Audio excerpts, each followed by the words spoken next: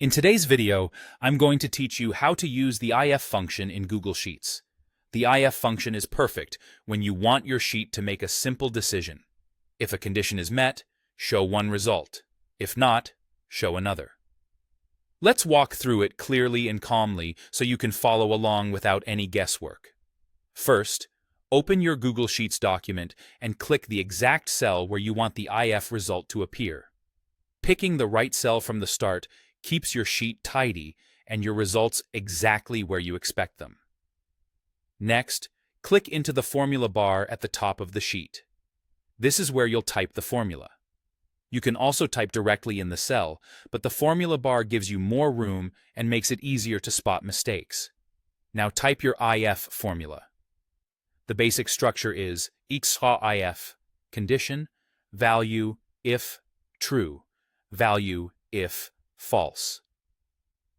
Your condition is a logical test, like whether one cell is greater than another. For example, to flag scores as pass or fail, you might type if B2 70 pounds pass fail. Wrap text outputs in quotation marks but leave numbers unquoted. Common operators include each, e's, and for not equal to. Depending on your locale, you might need semicolons instead of commas.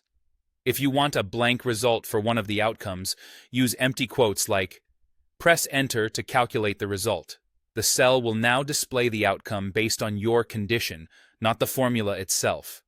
Click the cell and look at the formula bar anytime you want to review or edit the formula behind the result.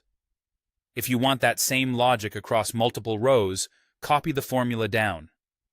The quickest way is to grab the small square at the bottom right corner of the cell, the fill handle, and drag it down. You can also double-click the handle to fill a whole column next to existing data. If your condition references a fixed cell, lock it with $signs, like E1, so it doesn't shift as you copy. Finally, review your results. Scan for anything unexpected, like every row returning the same outcome or obvious mismatches. If something looks off, check that your comparison operators are correct, your text is in quotes, and your numbers aren't stored as text.